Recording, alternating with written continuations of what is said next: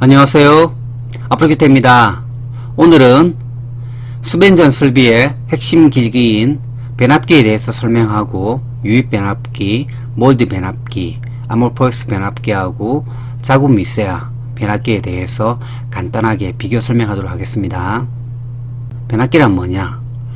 일정 크기의 교류 전압을 전자유도 작용에 의해서 다른 크기의 교류 전압으로 바꾸어서 부하에 공급하는 수변전 설비의 핵심 설비로서 저희가 학교라든지 책으로 공부할 때 이런 미음자 여기서 TR에서 1차 전압을 주고 2차 전압이 나온다. 그래서 부하 연결되어 있다. 이렇게 저희가 많이 배웠잖아요. 그래서 V1, E1, I1이 들어가고 그 다음 자속이 흐른다.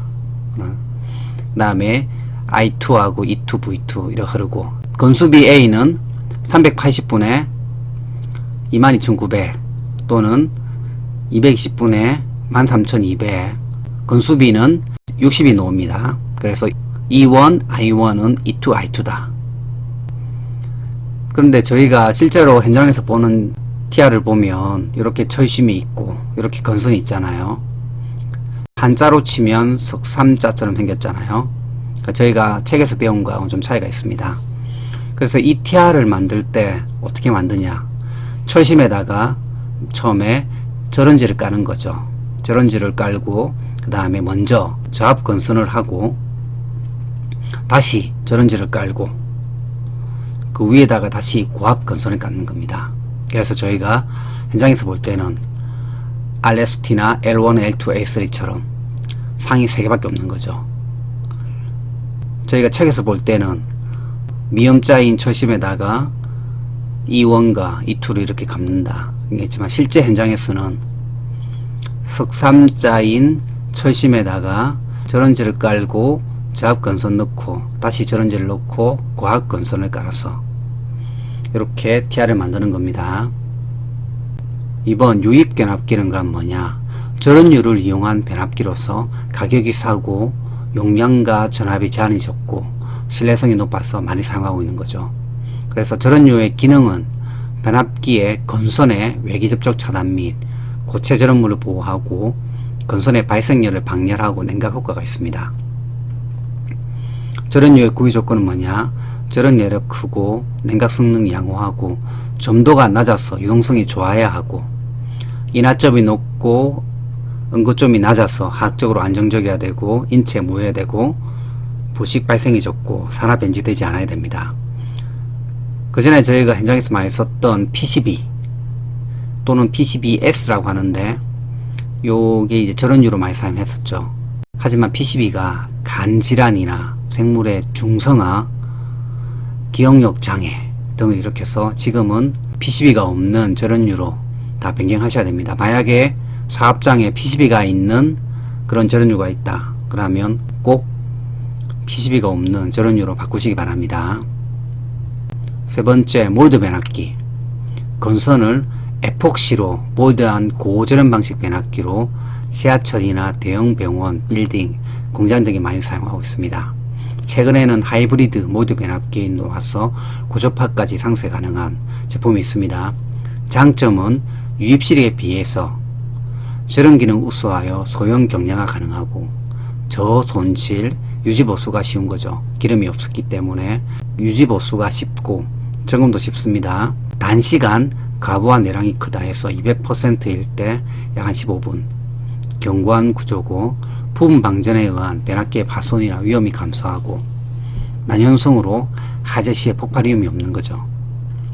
하지만 단점은 절연 내력이 약한 거죠. 22900일 때 비리 95kV에서 부십이 사용할 때 개폐 서지 대책으로서 서지 업서버를 설치해야 됩니다. 요게 서지 업서버거든요. 22900일 때는 18kV짜리 서지 업서버를 여기 V12 뒤편에 이렇게 설치를 한 겁니다. 그리고 5개 설치가 불가한 거. 22900에서는 몰드 TR이 거의 90% 이상 다 잡고 있다 보시면 될 것 같습니다. 네 번째가 아모포엑스 변압기. 철, 붕소, 규소 등의 혼합금속을 사용하여 철심 두께를 0.025mm로 얇게 하여 무부하손인 철선을 4분의 1로 제거한 변압기입니다. 그래서 장점이 무부하손인 철순이 작아지고 히스테르시손이 절감되고 철심 두께가 얇아서 와조류순이 작고 고주파 영양에 따른 무부하손이 작은데, 철심에서 열이 나는 원인은 히스테르시손과 와전류손입니다. 철심에서 열로 손실이 발생하는 거죠. 히스테르시손이 약 한 80% 정도 되고 와전류손이 약 한 20% 정도 됩니다. 철심 두께를 얇게 해서 와전류를 감소하고, 그래서 TR 만들 때 저희가 0.3mm 규소광판을 사용해서 하는 거고, 아모포스를 할 때는 0.05짜리로 더 얇게 하는 거죠. 이게 와전류손인데 만약에 철선 두께가 크다 그러면 와전류손이 큰 거죠. 하지만 얇게 하면 요 안에서 얇은 데서 이렇게 돌기 때문에 와전류손이 훨씬 작아지는 겁니다. 그리고 히스테르시손 같은 경우는 처음에 철심이 포화됐을 때 그대로 와야 되지만, 이게 이제 히스테르시손이 하면서 이렇게 요만큼 이렇게 가는 거죠. 요게 규소광판의 히스테르시손이고, 아모포스는 이게 작은 거죠. 아모포스 제로를 사용했을 때는 히스테르시손이 작은 겁니다. 철손의 80%를 차지하는 히스테르시손을 절감할 수 있기 때문에 아모포스 변압기를 많이 사용합니다. 다섯 번째가 자구 미세화 코어를 이용한 변압기고, TR을 만드는 ABB 메이커에서는 레이저 저소음 고효율 변압기라고 합니다. 방향성 규소광판을 레이저 빔으로 500도 이상 열 처리하여 자구 마그네틱 도메인을 미세하게 분할하여 철선을 절감한 변압기인데, 요거를 철선을 미세하게 분할한 거죠. 손실을 최소화하는데 무부하손 60%까지 절감 가능하고 부하손 30% 절감 가능합니다. 아모포스 TR에 비해서 제작이 훨씬 더 용이하고 저가고 대용량 변압기 제작도 가능하고 저소음이고, UPS나 정유기 전산기기 사용하는 고주파 대비용 TR로 사용하고 고효율 기자재로 인정되어서 보급 확대가 기대되고, 변압기 수명 다해서 폐기시할 때 규소광판이기 때문에 재사용이 가능합니다. 자구 미세화 코어란 거는 방향선 규소광판에 자구 마그네틱 도메인을 물리적인 방법으로 미세화시켜서 철선을 개선한 제품인데 약 한 10%까지 개선이 됩니다. 자구 미세화하는 방법으로 보통 저희가 처리하는 레이저 빔 처리하는 방법이 있고, 그리드 롤에 의한 압입 방법이 있고, 화학적인 에칭에 의한 방법이 있습니다. 특성을 비교해 보면 보통 저희가 사용하는 그 표준 변압기는 규소광판을 사용하고 변압 기능이 있는 반면에 아모포스 고효율 변압기는 아모포스 코어를 사용하는 거죠.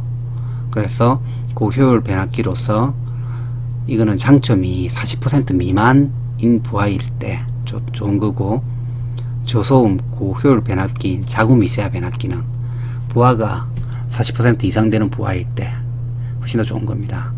그리고 다음 시간에 배우게 될 하이브리드 고효율 변압기는 이중 지그재그 윈딩으로 고주파까지 제거를 한 겁니다. 그래서 고효율 변압기고 고주파까지 감쇄하고 불폐형 개선하고 역률 향상으로 해서, 여기 까만 게 일반 변압기입니다.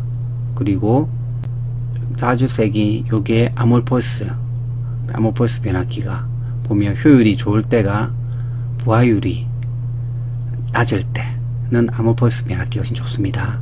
자구 미세화 변압기는 고효율일 때, 일반적인 부하가 보통 60에서 70% 이때가 일반적인 부하거든요. 그때는 자구 미세화 변압기가 더 좋은 걸 볼 수 있습니다. 조용량 부하율이 낮은 곳인 주상 변압기는 아모포스 TR이 유리하고, 고용량 부하율이 높은 곳은 자구 미세화 코어를 이용한 TR이 더 유용하다고 보실 수 있을 겁니다. 여러분들에게 조그마한 도움이 되셨다면 구독과 좋아요 부탁드리겠습니다. 이상 앞으로규태였습니다.